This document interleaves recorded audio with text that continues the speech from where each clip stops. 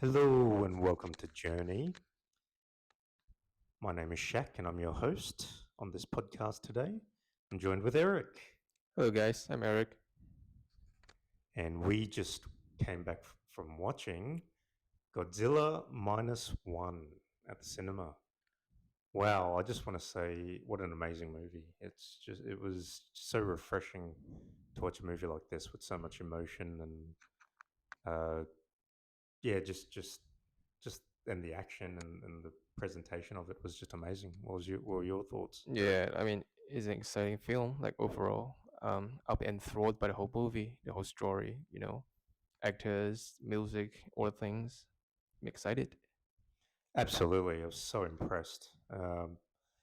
This is a movie that everybody should go out and watch. It should be watched in the cinema. It just has another way of presenting that impact, whether it be the action, whether it be the emotion of the characters. Uh, the storyline here is very good. It's not just about monsters bashing each other like we've seen in the last couple of years. There's a real narrative here that really hits home. Uh, so just a little bit about it. It's directed by Takashi Yamazaki. He's also the writer of this as well. I must admit, I don't know much about his work previously. From what I've sort of done a little bit of research, he's done previously a movie called The Fighter Pilot, Always Sunset on Third Street, Parasite. I think there was an animation he did, Stand By Me, Doraemon. But yeah, look, I'm very impressed with his work here in this movie, and the writing was fantastic. Uh, the narratives of the characters were so believable. Props to the two main protagonists here, being Ryunosuke Kamiki and Minami Hamabe. Now, I do apologize if I haven't pronounced their names correctly. Uh, they're the two main protagonists, and they did such a good job. What did you think? Yeah, it is. To be honest, they are very famous actors and actresses from Japanese culture. Yeah, they've been starring for lots of popular movies. So, if you're familiar with the Japanese movie in general, you should be familiar to these two actors as well. And yeah, here's shout out for those actors for their amazing movie acting and the emotional that they compress to the audience. Absolutely. This was such a refreshing, uh, refreshing way of presenting a story. I guess, as we were talking about earlier privately, we've just been bombarded with a lot of these superhero movies, whether it be Marvel or DC in the past couple of years. And then it's so refreshing to watch this movie where it's really grounded in its characters. The storyline is very serious. The environment is obviously very serious, being a World War II narrative, and just as the war has ended, and just seeing the recovery effort by Japan afterwards, seeing the other side of it, the other side of the coin, as you will, and just wow, I have to say, real props to the actors. I mean, they really brought that emotion to the screen. Yeah, no complaints here. So I guess getting into the main parts of the movie. Now we were discussing earlier, we could split it up into about six sections. I'm not necessarily sure if we can call them all acts, but we kind of identified about six sections there. So just I guess talking about the first section, Eric, just as the movie starts, basically, it's on a place called Odo Island. Did you want to talk about that a bit more? Basically, the movie starts with Odo Island, where the main actor, um, I just say it like Shikishima. Shikishima as the main actress, as the main pilot of the kamikaze during World War II. So basically, he acts as a fleet pilot from the kamikaze unit. So back to the other island because his like fear of like going to suicide. So yeah, just back to the island and pretending uh his flight have some sort of like mechanical issues that get one mechanic to point out he's like faking the problem, which turns out sort of like to point out his characteristics. Yeah, and then again, over the night, the Godzilla came out like out of nowhere and started destroying the whole island, and the main actors happens to be the final survivors. You know. Yeah, definitely. That first act really, I guess, starts quite serene in a serene little island called Odo Island, and then all of a sudden, um, well, yes, the gravity of what you just said with um, Shikishima being a kamikaze pilot, but it's sort of presented where he sort of faked the fact that there was a fault in his plane, and he had to come to Odo Island, which is a, you could say, a mechanical repair island for aircraft. Um, and then he basically avoids the main parts of the war in that sense. Um, but yeah, just with what actually happens is the alarm suddenly sounds, and yeah, Godzilla's appears straight away. So there's no real waiting once the movie begins, and destruction ensues, and we see a really real menacing Godzilla version here, um, where he basically holds nothing back. He destroys everything, and yeah, there's quite a few deaths here. um, but the pilot survives just, um, And the mechanics survive, and the mechanic survives as which play a well. very important role later on. Later on, Yeah. exactly, I believe Tachibana, yeah. So that pretty much ends the first section.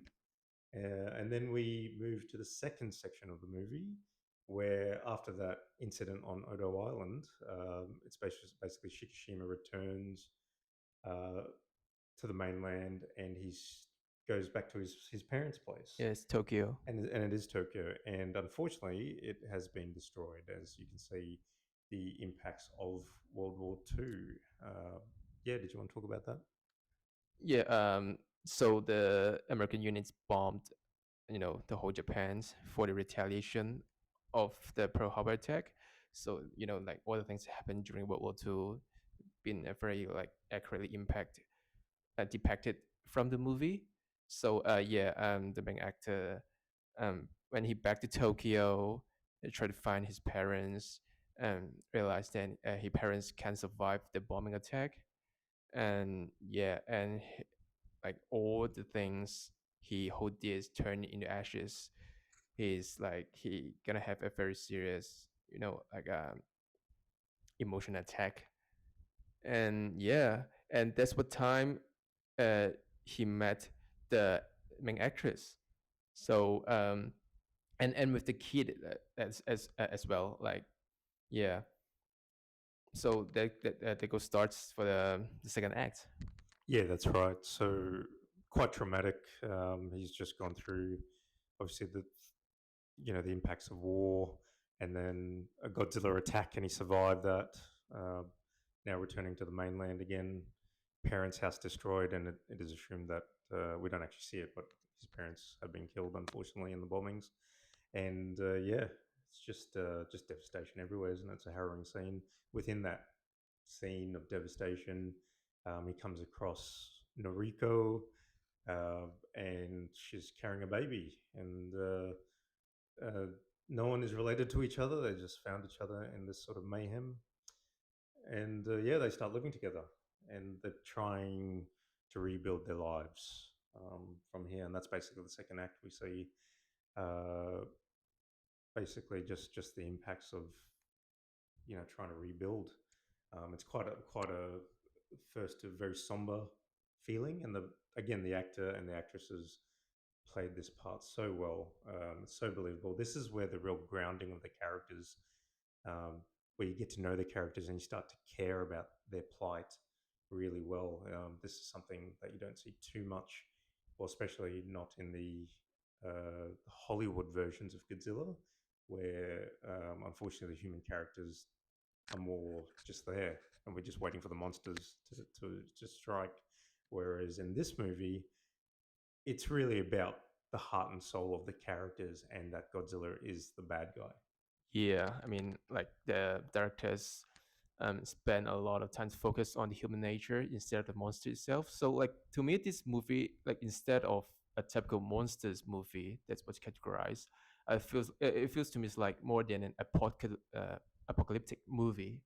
So, like to focus on the human nature, you can see the characters' struggles, the emotionals, all the feelings. Like it makes up questions for the audience itself. Absolutely, absolutely, you're spot on there, and so again, so refreshing from what we've been used to, especially with all these superhero movies going on. This is a real, you know, human natured story that's grounded. And again, props to the actors and actresses as well. They did such a good job. So that basically is the second section that we've identified. Um, and then I guess before how it moves into the third act or third section is that Shikishima, um, he actually gets a job. That's how he's moving on. He gets a job came up that to remove the mines from the ocean, basically, because obviously in World War II, both sides basically put heaps of mines in the ocean, so they need to be cleared now since the war is over. Um, so yes, that's a way of getting some income. The Japanese government pays pretty well for that. It allow the protagonists to survive their plight. Obviously, there's a bit of, I guess, Noriko tries to persuade him to not do this because it is a dangerous job, but Shikishima obviously explains this is the only way they're going to be able to survive and move on. So that leads into the third section. We see Shikishima meet up basically with a sort of like a band of brothers crew on a small boat. It's not quite a tugboat. It's a purpose built little boat um, to obviously remove these mines by cutting their wires and then letting them float up to the surface, and then the dangerous task of picking them either onto the ship, which will then be used later on. Did you want to continue from there? Yeah. So as they continue to do mines, they've been found a ship. No, it's actually has sort of like a flashback during the atomic explosions and the sort of like U.S. experiments sort of things. Like montages and flashbacks all over the place for that moment. You know, sort of to for the audience to know like what's been happening on, so to catch up the following stories.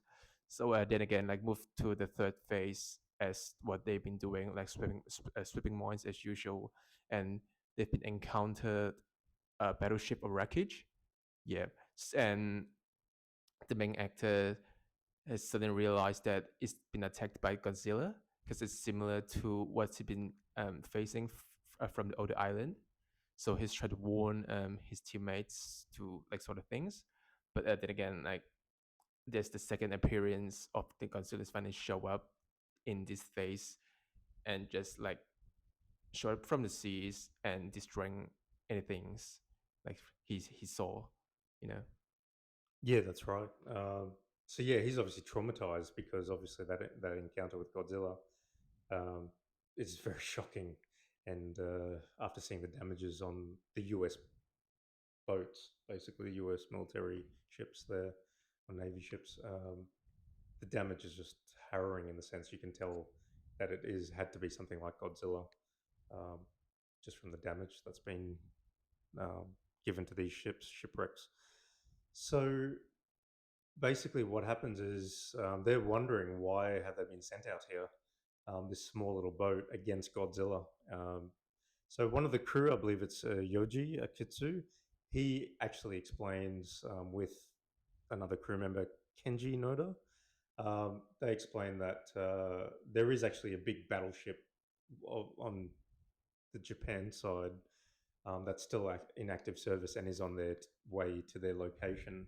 So they deduce that they've just got to use what they can with all the mines that they've Mines and the recovered machine and the guns, you know. machine gun that they've got loaded on that boat Yeah. to try and either kill or contain Godzilla before the ship comes. And yes, whole, without waiting too much longer, Godzilla does strike. They notice the dead fish coming up or dead, you know, I think it is fish, Is a deep sea fish? deep sea fish, yeah, Yeah. that's rising to the surface. So I believe that's one of Godzilla's delicacies. Or it might just be the radiation from Godzilla himself is killing the fish as well. Is rising to the surface, so that springs Shikishima into that awareness that Godzilla is here. He's actually here now, and yes, he does make an appearance. And yes, that's when chaos ensues for the second time. Yeah. And the battleship, I think the battleship named like Taiko, is it? Taiko, I think. Yeah, I Taiko. think it's Yeah, Taiko. Yeah, the ship finally arrived, and the ship start shooting back to the Godzilla, but it done nothing to him. yeah, that's right. We should Yeah. just mention before Taiko turns up, the ship that is. Um, yeah, so they actually have an encounter with Godzilla behind them, and then they're trying to drop these mines into the ocean, and one actually gets into Godzilla's mouth and detonates. And Mm-hmm. it actually, I didn't know this, but it blows part of Godzilla's face off. But Yeah, then, they recovered. yeah, he's got a recovering ability. I didn't know he had that, but obviously, yeah, it's a different interpretation. So it obviously needs a large amount of force to impact on Godzilla.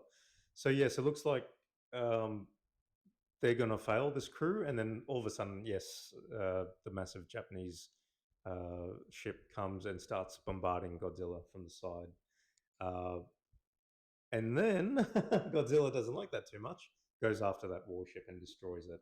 And we see The very the, first the scene of the atomic breath. correct, Yeah, correct. We see that for the first time. Now, we should mention that this version of the atomic breath is amazing. it's I mind have to say, blowing. yes, it beats all of the Hollywood interpretations of this. This atomic breath version in this movie is truly amazing and stunning to see. It is menacing. It is powerful. It really is the name of it, the atomic breath, although it is referred to as like laser beam or something they call it in the movie. But yes, you actually see, like a nuclear explosion go off with that force, and it's just you're in awe in the cinema when it first happens. Uh, so yeah, Godzilla makes little effort of this massive warship and destroys it completely. So yeah, they managed to survive that encounter with Godzilla. Yeah, so that's the end of the third section, we could call it, I Yeah. guess. And then we move into the fourth section, then, where I guess Shikishima comes back home, and I guess, a bit of surprising news where Noriko got a job, basically, Mm-hmm. in the city of Um, Ginza. Genza. Yes, Ginza. Yeah. yes, that's right. So Genza is a city that's actually recovered quite well and quite developed, and Noriko uh, has actually. Well, what we should mention also is when Shikishima comes back, he meets up with his friends again, the crew, and they basically say they ask him why haven't you got married or aren't you all a family, and he didn't really want that yet. But yeah, so I guess maybe Noriko took to that quite seriously, and then she got a job for herself to try to move on with her life. Um, and yeah, she got a job in Genza. What happens in Genza, Eric? Oh yeah. Didn't took too long. Maybe the sort of attack by the battleship sort of enraged the Godzilla, and not for long, the Godzilla's retaliations came back, and it starts to like wrecking the whole city of Ginza. Like, and that scene is quite mind blowing. It's the most epic, monstrous, like apocalyptic scene that I've seen this year. Quite so far. Yeah, just mind blowing. Like, yeah. It is epic. It's scary in the sense when I say epic in this sense, it's scarily epic. Godzilla. Well, this is the first time we see Godzilla reach land. So he comes out of the ocean and he reaches land, and I don't know if he's used to the terrain of land, but he's sort of marching, he's stomping. It's a bit of a throwback to the old traditional, No the tradition, first yeah, with the versions of music, with Godzilla the with the very music. nostalgic music came Yeah, out. very very nostalgic, old fashioned type of music, with this menacing music, and he's just literally stomping on people. He's destroying buildings. He's really causing this havoc in the city of Genza. Um, Unfortunately, our lovely protagonist Noriko, I believe she might be either maybe coming back from work. She's on the train. Godzilla's in here. Unfortunately, she's shocked. You get wonderful cinematography. It really shows the shock on her face and obviously the horror in the general population's faces.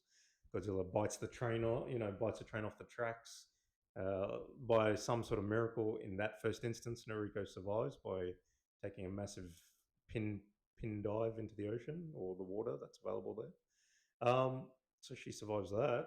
But yes, I believe what Eric was referring to is actually there's a line of tanks. Actually, there's a line of tanks that bombard Godzilla, and that fires him up, makes him very angry. And we see the second and probably the most brutal use of his atomic breath. So he charges up, he's enraged, and he lets this atomic breath go.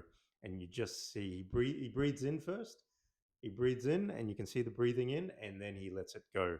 And you just see this menacing laser. It goes through the buildings, and you see one of the largest like nuclear bombs going off. The It's atomic bomb, yeah. atomic bomb. It's massive. It's so massive. It's scary, and it looks amazing in the big screen. And what makes this amazing is the force of it, the blowback. It flattens buildings. You see the horror. You know people are dying instantly, and this blowback, even on the sides, this blowback of force. And what happens, unfortunately, to Noriko? To Narcos, yeah, she like that scene been sacrificed because it just sort of just push Shirashima to, you know, back to the corridor, so to make him like survive from the attack. But like in return, Noriko just sacrificed herself because of saving the main characters. And yeah, after like it's become the aftermath of the attack. Um, the main character survive. He walks out and see all the wreckage, all the destructions that been dealt by the Godzilla of the city, and the whole scene is just turned into the doomers, like the doomer theme of the movie. Definitely, that the mood changed after that scene. That's how impactful this version of the atomic breath is, and this is the second time we see it in the movie. It is that powerful and that devastating. It literally crushes everything in its path, even on the sides of it. So you don't even have to be on in the pathway to get affected by this. Even just on the sideways of this beam, and then the subsequent explosion flattens buildings. There's this massive force wave that yes takes Noriko's life. That what we think happens, and then even after that initial force, the force that comes back, it's like a another force wave that comes back, just part of the, I guess, the physics of an explosion. And it's just so devastating. And then this changes our main protagonist's just way how he is in the rest of the movie. Shikishima is so devastated. He just lost his companion that he did develop feelings for. Um, Gone, just gone in an instant. And all he can see after looking up after his initial trauma, he sees this big monster, Godzilla, just marching on as if nothing happened. And you can see the horror. He bellows out in pain as the acid rain or just the cloud rain comes down on his face. It is amazing cinematography. I really give props to the director. Um, you know, to really have that vision. Something again lacking in some of the Hollywood interpretations. Takashi Yamazaki, well done. Um, that scene really, for me, elevated this movie. It was that impactful and that emotional, and as an audience member watching it, you could really feel for Shikishima in his loss there and then. Um, so yeah, that's section four, I believe. Really, Yeah, section four sort of concludes there. Um, and then yes, so Shikishima, he's like his purpose for his life has just been fully realized now. And then we move into I guess, the main climax of this whole movie, which is basically after the devastation of Genza. Um, Firstly, reports. Well, basically, the public gets together, even with the help of the general, that Godzilla may be now heading for Tokyo. Um, and basically, Section 5 is that whole planning and everything going on in Section 5. Did you want to talk about that, Eric? Yeah, just the preparation of how they're gonna encounter with the Godzilla. You know, they sort of have the meetings with all the soldiers or maybe all the navies that are volunteers into the meetings, and they've discussed the tactic that yeah the tactics of how to deal with the Godzilla, because they realized that the firearms uh, just done nothing to these monsters. So instead of like doing the heavy firearms, they try to find something instead to like try to find another way to kill the Godzilla. So one method they come out is to try to sink the Godzilla into the very deep ocean, and if it's if it's not success, and they try to float it back to the surface. So like there's some sort of like physics, working around here. Yeah, absolutely. Just the water pressure of the deep ocean, Yeah, because that's a trench, and they know that even Godzilla or anything, if it goes down that far first, at such a rate, the pressure of the ocean is gonna, you know, basically invert and collapse on itself and destroy it. It yeah. doesn't matter if it's, a physical being or a machine or something. You're just gonna collapse under the weight of that pressure. Hmm. So that's right. It was ingenious, to get Godzilla down, and then if some by some miracle he survived that, the sudden rush back up. Rush it back up. So it's Uh, like a diver's, like if you rush it back into the surface so quick, you're gonna burst your chest. That's yeah, that's just how the pressures worked. The difference in pressures between the airs and under the sea ocean. Yeah. yeah, exactly. So that was. I mean, I was shocked too of the plan. I didn't know that. That I guess that's ingenious. But then after hearing that plan, it's like, how are they actually going to do this with this large menace that's so powerful? Um, but yeah, that's I guess part of the plan. So there's a few things going on in this stage. Um, you've got Shikishima now, basically mourning the death of Noriko. He's now left with a small child that he's not sure how he's going to raise. He's got the help of a neighbor and a few other people there. Um, but he's really determined now, even if it means giving his life, because as we talked about earlier, he was originally meant to be a kamikaze pilot that actually didn't give his life in that cause. But now he is just so traumatized, so fed up with Godzilla, he'll do whatever it takes, even if it costs him his life. So yes, this whole part is now planning, to how do we stop Godzilla. Uh, so after so there's this big meeting, obviously like a town hall of getting all the yeah, just members, um, into this town hall. You meet the general, who comes in, shows respect, and he says, "Look, this is the final mission. We need to do this. We have a plan." The plan gets explained. Uh, the general, who I was quite surprised. This is obviously after the war, so everybody's affected emotionally by the war. He basically says not everybody has to take part, so it's not forced on you. You've got families; you don't have to take part in this. And then some people bow, and they actually leave that mission. But the real, I guess, uplifting moment of that part is the fact that the people that stayed, and they said, "Look, we need to do this for our future, for our whoever's surviving now. We need to end Godzilla by any means necessary and follow this plan." So there's a bit of an uplifting moment there, and then so Shikishima, with the help of Kenji and a few others, they come up. Well, they first try to find out how they're going to lure Godzilla into this trench, and they thought, well, Shikishima said the right thing. He said a boat's not quick enough to be able to maneuver Godzilla into this trench where they need to hatch this plan out. So one plan was a boat with a speaker bellowing out Godzilla's voice in the hope that that's like a territorial thing, might be an insult to Godzilla, and he might hunt whoever this other challenger is to his territory. But again, the boats are too slow. So Shikishima comes up with a plan. Is there any planes left? is there any planes available? Because obviously he's a pilot. Um, Amazingly, there is one plane, and it's not just a standard plane. It's like a special project plane, um, where Japan was keeping just in case American forces or the Allied forces came into Japan, did a ground invasion, and they could use these specially crafted airplanes to defend Japan as best as they can. So yes, it's like this quite massive airplane that's fitted with all sorts of different more modern gadgets. Unfortunately, the plane needs some maintenance on it. It needs a mechanic basically. And did you want to talk about how Shikishima tries to get this plane fixed, Eric? Yeah, like Shikishima obviously is a pilot, but he's no mechanics, so he need to find a new mechanics for his plane. Um, and the first person he comes up with is the one mechanics from the other island, which his name is called, I think, Tachibana. yeah, Tachibana. Yeah, Tachibana. And but the problem is he doesn't know where Tachibana's lived in.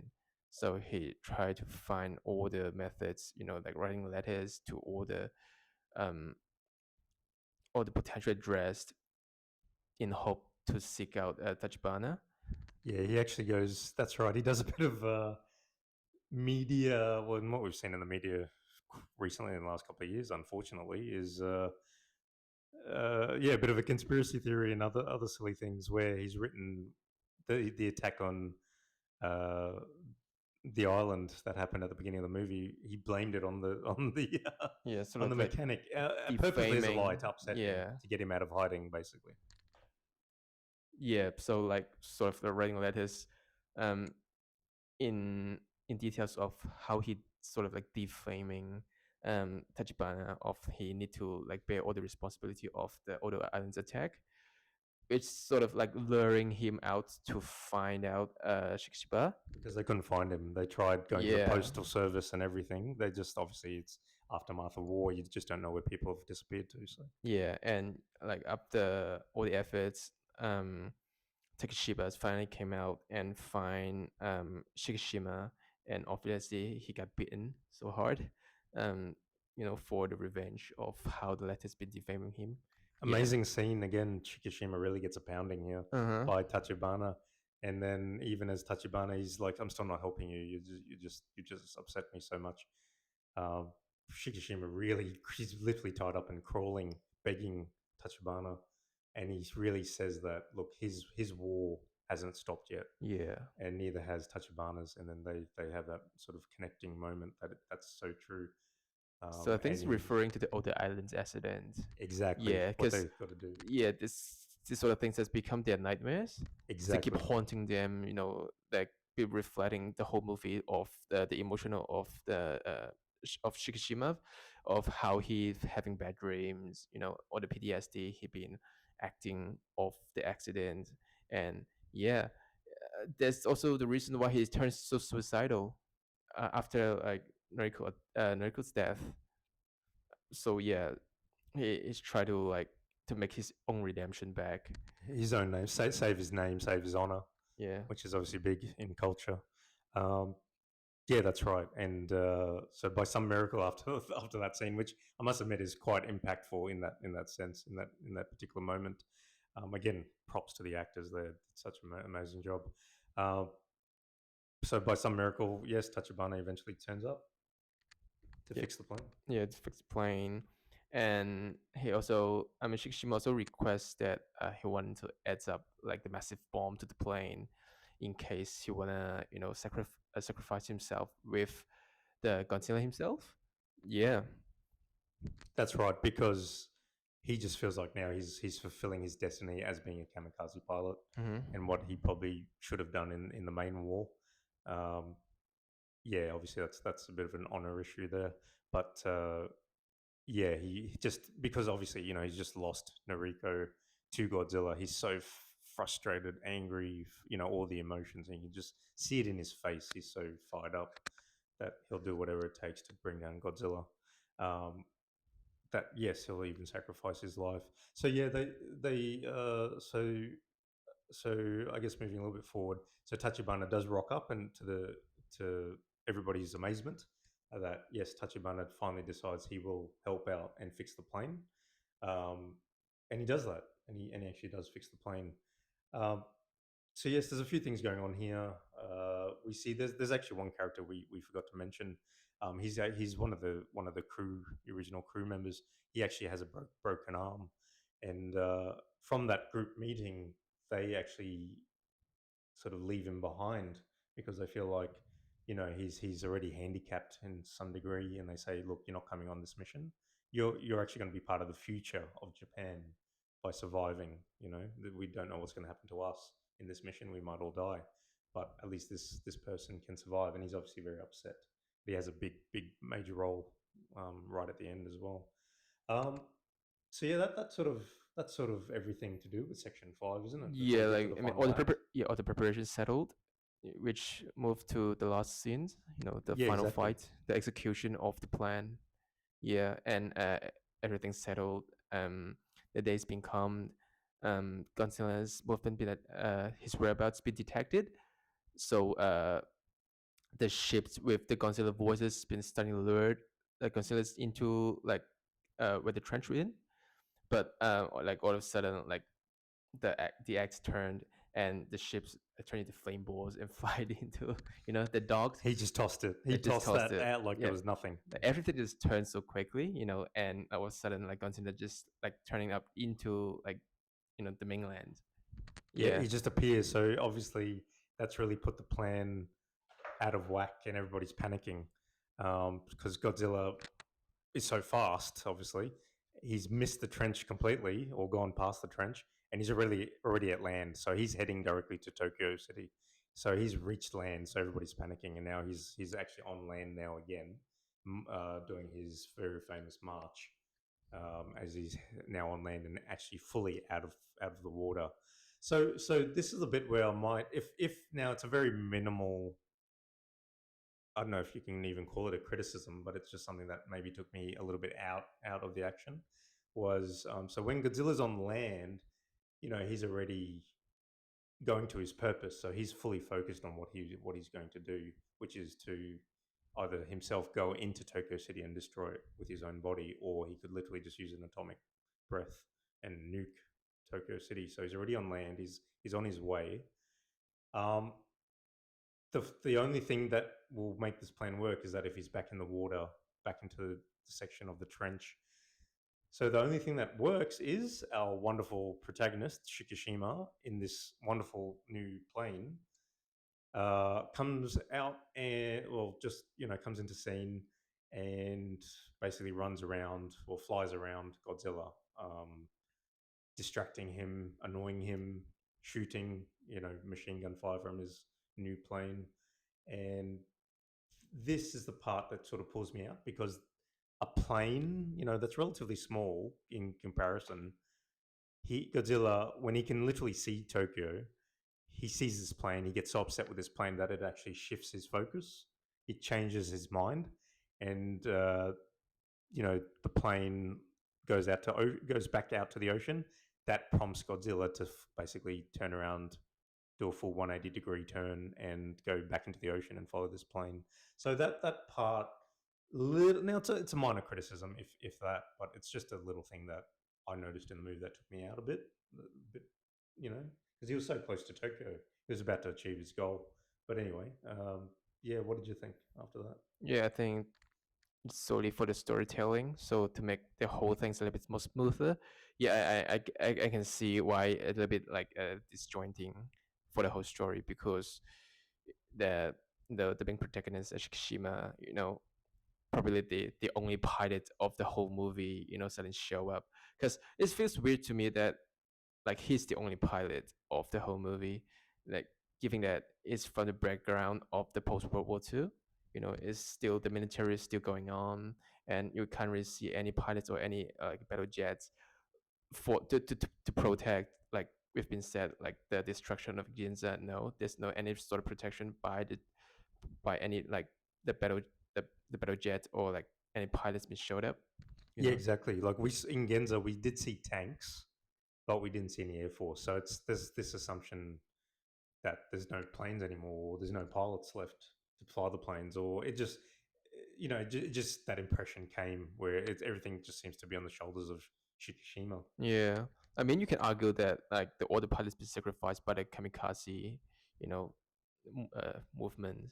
But yeah, um, that's all sort of build up the protagonist his ability of handling a flight to handle his final missions. Yeah. Yeah, exactly. So, well, that's right. So he manages single-handedly to turn around Godzilla, and now the plan is back on where Godzilla is now back into the ocean, and he because he's so distracted with Shikishima's plane, he heads exactly to where everybody needs him to be, which is this particular trench, this the largest, the deepest part of the ocean in that section. So, so part of this plan is obviously these purposely fitted ships that are left that have these floating devices and sinking devices on them. So we get I guess a great scene here of everybody helping out on these ships.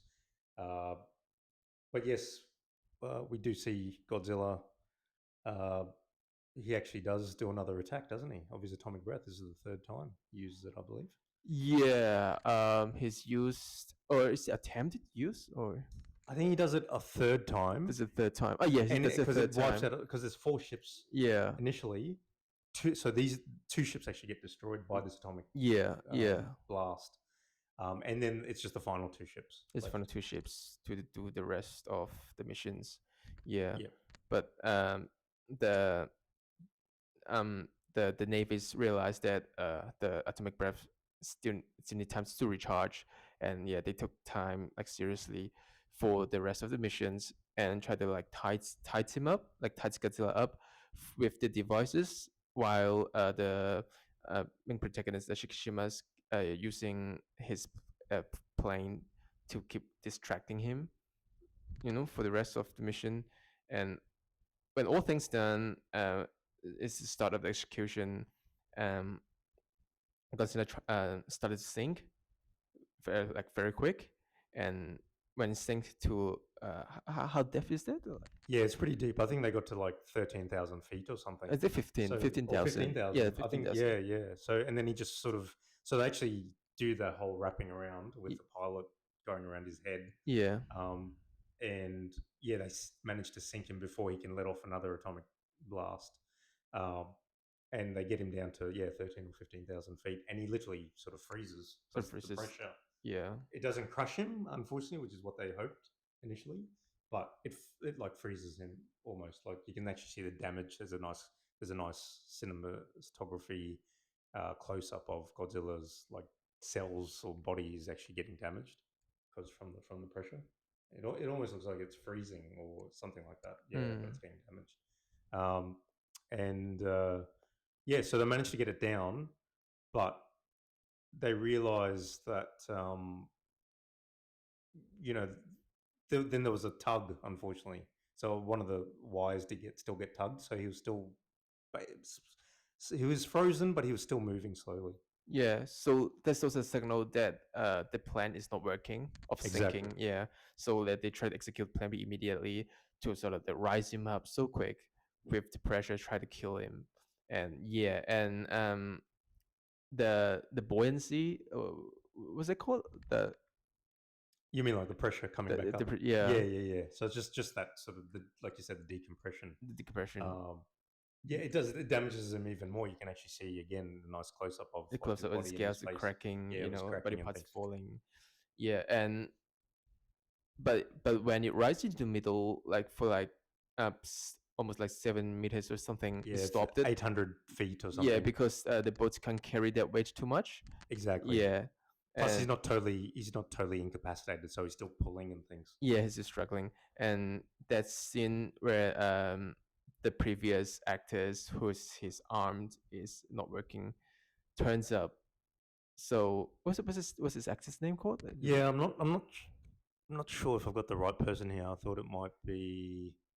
Well, I believe was it Shiro Shiro. Mizushima possibly, Yeah, um, or it might have been another actor. Sorry, um, might have been Shiro. So basically, Shiro was the character, as I mentioned earlier, who sort of got left behind and tried to was told to be the future of Japan if none of the people on this mission make it, and he had a broken arm. Um, what he did was he knew that this mission needed extra help and all hands on deck basically. So we assume off screen what he was doing was he was talking to literally everyone that was left on the mainland, and basically who can be part of a boat crew.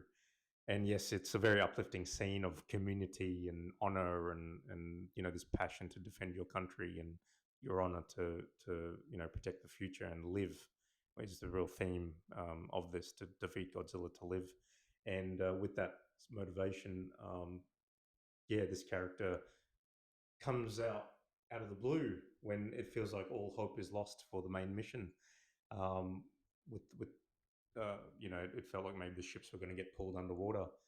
So he brings an armada of, sorry, it might not be an armada. It's more of a fleet of tugboats Yeah, of the community that was left over, who came to help out in the mission. And it's a very uplifting scene that this is all about community. And yes, we're all in it together. We're gonna defeat Godzilla and save our future. So yes, everybody's surprised and happy to have that assistance. And they literally, all these tugboats help the two main ships to try and pull Godzilla back up to the surface, which they succeed. which they succeed exactly. But what happens then? Um, uh, Godzilla turns up from into the sea level, and you can see Godzilla's very damaged. Like his scales and skins like turn white and be so soft and so fragile. Like you can clearly see it's very damaged, but still not enough because he's still alive, not dead. And once like he's trying up to the sea level, he's preparing for his final atomic breath against the human crews. And this is the moment where our main protagonist, Nishikishima, turn up, and he's ready for his kamikaze attack to save everybody else. That's right. So that's right. It looked like all hope was lost because they've tried absolutely everything. They dragged Godzilla down. They sunk him to such high level ocean pressure, water pressure to destroy him. That didn't work. Then they tried to rush him back up, where that would destroy almost anyone or anything. That didn't work. He was still alive, even though he was severely damaged. But he was still active, and then he was able to still charge up one final atomic blast. And yes, as is correct, as you're saying, Eric, our hero suddenly everything that he's been waiting for. Yeah, the whole story's been built up to this moment. Like all the plots of how his kamikazes failed, all the things, right to this final moment of the ex- sacrificial moment. exactly. This is it. This is literally the hero's journey coming full circle, and he's motivated. This is again really good acting. You can just tell it's this or nothing basically, and he flies directly. Now Godzilla is literally charged up, about to let go of this final atomic blast, which will be so devastating. Uh, Shikishima flies straight in, but there is one surprise because we've all been part of this ride. Obviously part of Japanese culture at that time, kamikaze. There is no survivors at this. But what happens? Um, our main protagonist jump up by the parachute. So he ejects. Yeah. Yeah, he jacks. So it's actually a twist from the previous scene because the speech sort of between Shikishima and the mechanics sort of like blank out a little bit, so they'll make it a little bit twist or like some hidden message something. So when it comes to the final reviewing moment, it turns out that that mechanics actually leave the final um the hijack, Yeah. the So emergency hijack method for exactly, for the for the protagonist. So exactly, yeah. because that was part of the theme where during the war it was about death, and I should go back to the plan maker, basically Kenji. Um, he had a very inspiring speech. He said that during the war it was just purposes. The whole purpose was death, even if winning meant death, because all these airplanes were fitted with non-ejecting seats. in the airplanes, and so many lives have been lost because of this war, and with no, no outcome of life or surviving it. So the whole theme now to get Godzilla was to live, and that was the poignant moment when Tachibana, the mechanic, felt that it really impacted him. That yes, this was the change for the future of Japan, the new Japan. It is about living, not sacrificing yourself. It is for the future. He, and in that flashback scene, as you mentioned, he actually shows, to the surprise of Shikishima, he shows that, look, there's a lever here. I've built in a lever here to eject. And Shikishima at first is very shocked. And is like, no, I'm a kamikaze pilot. This is my mission. This is my life's purpose. But Tachibana says, live, Live. live to live. You're doing this to live. You've got a future. You've got a family. Live. So yeah, he manages to fly the plane into Godzilla's mouth. That's loaded with bombs, and he ejects, and then the bombs The detonated. bombs exploded right before Godzilla tried to perform his final atomic breath. So everybody knows it's gonna be devastating to him, and yeah, that's the finale of the Godzilla. He got destroyed. It, he been shrank into the oceans, and yeah, this final scene. Yeah, pretty much. So that's the final scene of Godzilla. Um, his head gets blown up, basically, because in the past we saw his head get blown off, but he recovered. But Yeah, because he had gone through that pressure down and then back up, and his cells were damaged, he couldn't yeah, he recover suffered in so much time. damage that he's not able to recover at all this time. Exactly. So this bomb right in his mouth literally destroyed it blew off his head. So yeah, that basically ends. Shikishima and the rest of the crew that survived, they come to a hero's welcome, back to shore. Yes, and Shikishima, I guess, yeah, he's fulfilled his mission, even though he didn't sacrifice his life. But there's some good news for him. Yeah, Noriko survived. That's right. Yeah. Noriko survived. We didn't know. Mm-hmm. Noriko survived. So that was a very touching scene where the fact that he just chose to live and use the eject button rewarded him. So fate or karma, whatever you want to call it, rewarded his efforts, his heroic efforts. That Noriko survived her, brutal um, impacts from the initial Godzilla destruction back in Genza. Uh, so yes, it's a very touching scene where Shikishima, the child, which we didn't mention that her name, and they go to the hospital The and hospital then, finally yeah, finally meet embraced Noriko, each who other. survived. Yeah, that was really touching. It's sort of all the plot lines and the hero's journey, sort of summed up very well. So it was a Yeah. very well-rounded ending there. That was very satisfying, and there's a lot of touching moments in this movie. I got a little bit emotional, seeing some of the anguish of Shikishima after the devastation of Genza, and just the just his journey. You really in this movie you really feel for Shikishima. You want him. You go on his journey, even though he was meant to do this and do that as a kamikaze pilot and all that, but you see, life after that, and all the anguish and the PTSD. Some of his acting is amazing, showing the trauma of war and how he's dealing with it, sort of back home. And yeah, it's just amazing. All the cast, all the director should be all praised here. Did you want to add anything, Eric? Just a little bit about the nature of the Japanese movie, because if anyone who's familiarized with the Japanese movie, they've been familiar with, or they've been popular with the sort of amped up emotional acting. Yeah, that's to differentiate with the Hollywood sort of the groups of movie. So some people like it, some people don't, because like some people may think that's like they enhance their emotional too much, just to feel a little bit cheesy. Yeah, so it's like it's straight up from the manga, right? Like it try to crank everything up into 11. That's the nature of the Japanese movie. That's why sometimes they can make a very great emotional movie, you know. And for this Godzilla, I think they did great job above this one. Absolutely. I guess it's that sort of Eastern philosophy and culture about it's really meaningful. Everything is meaningful for the characters involved. Yeah. There's a very serious storyline, isn't there? It's about family, about honor, tradition, culture, defending your country, um, and so many things there, and being very respectful in all of that.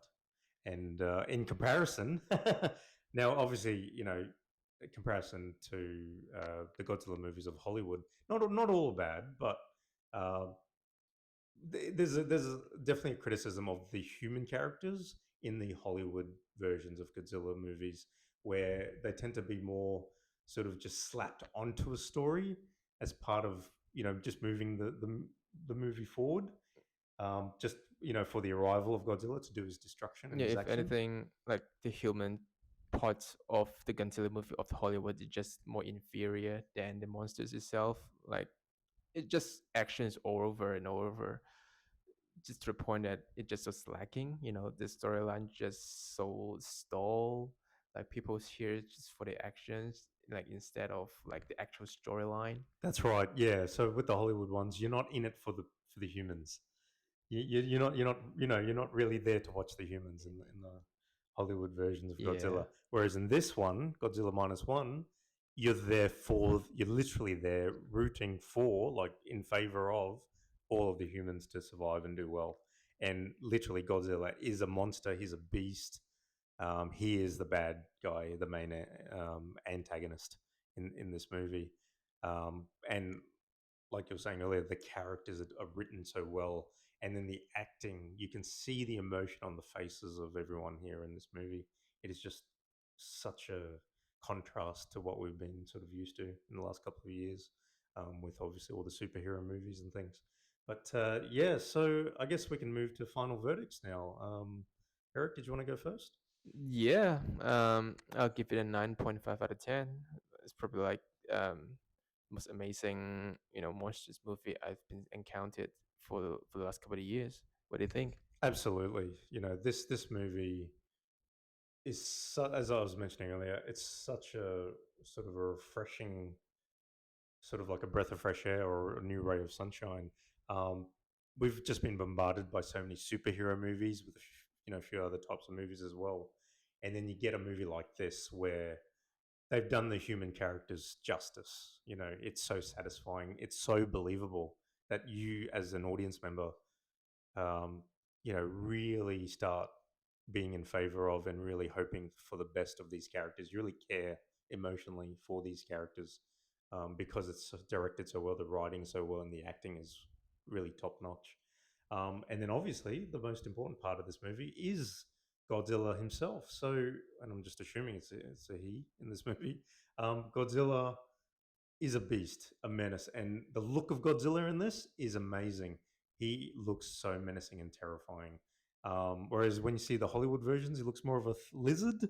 Whereas in this, he's a beast. He's more to that traditional original design of Godzilla in obviously the modern way and modern CGI. And yes, just going on that, the CGI in this movie is fantastic. I didn't see any flaws.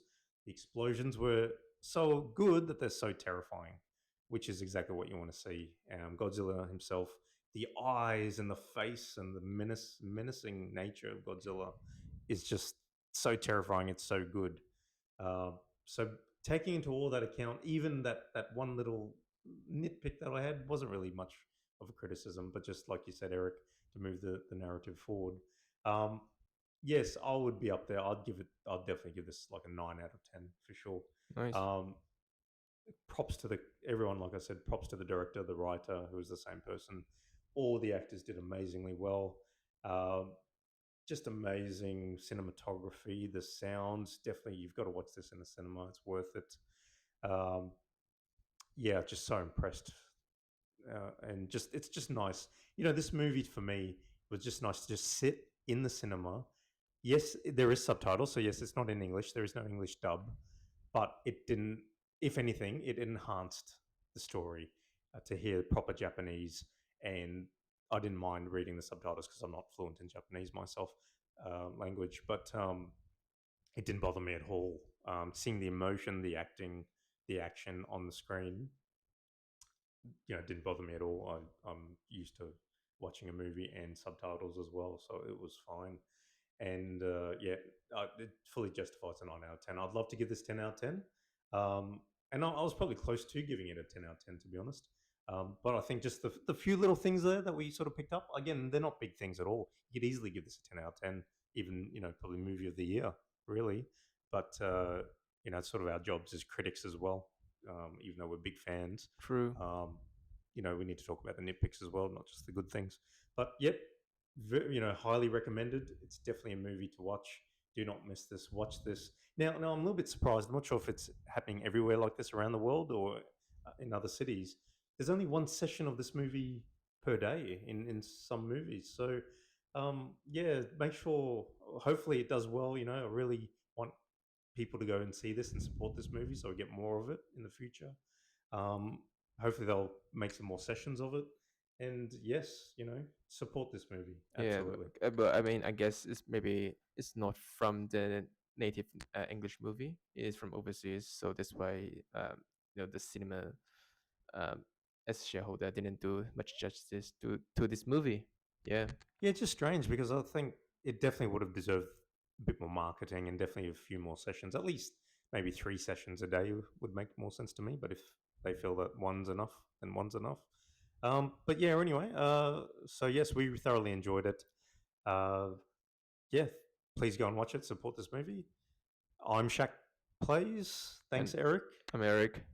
Thank you. And yeah, catch us on the next one. Bye for now.